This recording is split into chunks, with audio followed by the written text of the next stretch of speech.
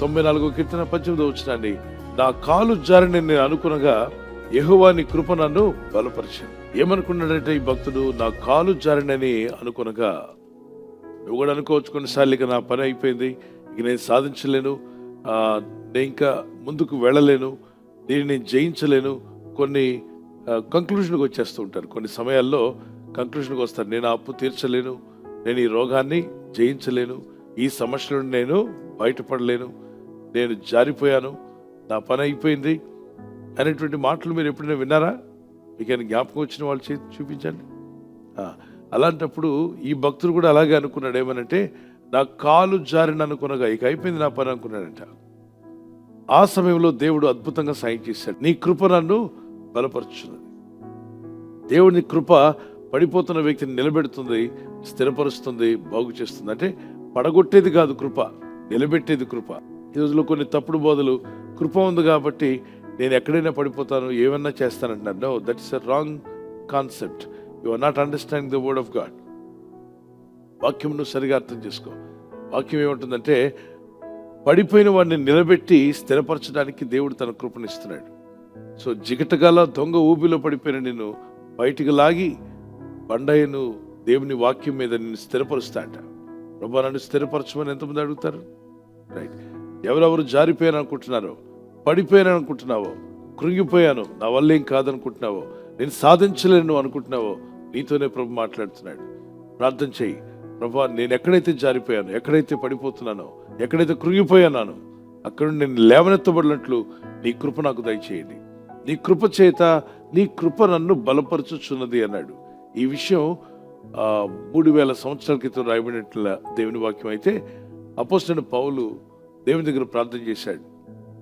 నాకు ఈ ముళ్ళు తీసేదేవా అని ప్రార్థించాడు. 2 కొరింథీ పత్రిక 12వ అధ్యాయం 7-8 వచనాల్లో ప్రార్థిస్తుండగా ప్రభు అంటాడు, నా కృప నీకు చాలు, నా కృప నీకు సరిపోతుంది, నువ్వు భయపడినాకల్లా నా కృప నీకు తోడుగా ఉంచాను, నువ్వేం నశించిపోవు, ఆ ముళ్ళు నువ్వు జయించగలుగుతావు, ఆ సమస్య నువ్వు జయిస్తావు, ఆ బాధ నువ్వు జయించేలాగా నా కృప నీకు ఎక్స్టెండ్ చేస్తున్నాను. I'm sending my grace to you. ఒక ముళ్ళు, ఒక సాతాను ముళ్ళు అతను బాధిస్తూ ఉండగా ఏమని ప్రార్థించాడంటే భక్తుడు, ఇది నా యుద్ధం నుండి తొలగిపోవాలని దాని విషయమై ముమ్మారు ప్రభుని వేడుకున్నాడు. ఎన్నిసార్లు అంటే ఏంటి? ఒకసారి చేసిన, ఒకసారి ప్రార్థించినట్ట చెప్పాలి. అగైన్ అండ్ అగైన్ ఈ ప్రేయర్. సో అప్పటికి 3 సార్లు ప్రార్థించిన జవాబు రాకపోతే ఏం చేస్తాడు ఈయన? 4వ సారి జవాబు రాకపోతే, 5వ సారి జవాబు రాకపోతే? ఏలీ ఎన్ని మార్లు ప్రార్థించాడు? జవాబు వచ్చేదాకా ఏం చేశాడు? ప్రార్థన చేశాడు. మనం ఏదో ఒకసారి ప్రార్థన చేసి ఆపేయొద్దు.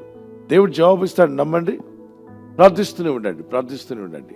ఎటువంటి ఇబ్బంది నీకున్నా, నీ మనస్సును బాధిస్తుందా సమస్య ఏదున్నా, ఇక జారిపోయాను, నాకు ఇక అంతమే అనుకుంటున్నావేమో, కాదు. జారిపోతున్న నిన్ను నిలబెట్టే దేవుడు ఉన్నాడు, నిన్ను పైకి లేవనెత్తే దేవుడు ఉన్నాడు. ఆయన తన కృపను పంపి నిన్ను లేవనెత్తును గాక, దేవుని సహాయాన్ని పొందుదువుగాక. ఎందరూ ప్రార్థన చేస్తారు, ప్రభా ఆ భక్తునికి నువ్వు ఎలా కృపనిచ్చి బలపరిచావో నాకు కూడా నీ కృపనిచ్చి బలపరచుదేవా అన్నవారు మీ చేయి చూపించగలరా? షల్ వి ప్రే? పరిశుద్ధమైన మా తండ్రి, ఈ వాగ్దానాన్ని ఎత్తి ప్రార్థిస్తున్నాం. జారిపోకుండా మమ్మల్ని నిలబెట్టేవాడు నీవే, పడిపోకుండా నిలబెట్టేవాడు నీవే. ఇక నా పని అయిపోయిందని భక్తుడు బాధపడుతూ ఉండగా ఇదిగో నీ కృపనిచ్చి బలపరిచావు.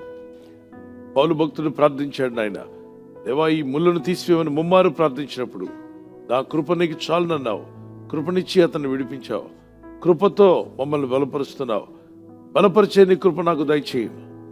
జారిపోతున్న నన్ను నిలబెట్టండి ప్రభా.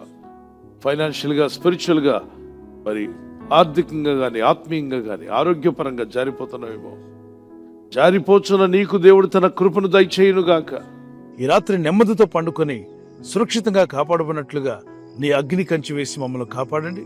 మీ చిత్తములో కొనసాగే కృప అందరికీ దయచేయమని యేసుక్రీస్తు ప్రశస్త నామములో వీరందరికీ చక్కని నిద్ర దయచేసి తెల్లవారు లేచి కృపను మాకిమ్మని క్రీస్తు నామములో అడిగి వేడుకుంటున్నామా పరలోకపు తండ్రి, ఆమేన్, ఆమేన్.